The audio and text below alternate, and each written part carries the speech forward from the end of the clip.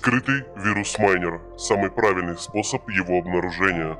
Диспетчер задач нам не поможет, вирус-майнер сразу завершит свое вредоносное действие, поэтому нажимаем Win плюс R и вводим данную команду. Переходим во вкладку «Обзор» и внимательно изучаем процессы. Монитор ресурсов показывает, которые из них были закрыты. Если майнер на вашем ПК закрывается при вашей активности, то вы увидите его в этом списке и в дальнейшем сможете найти и удалить.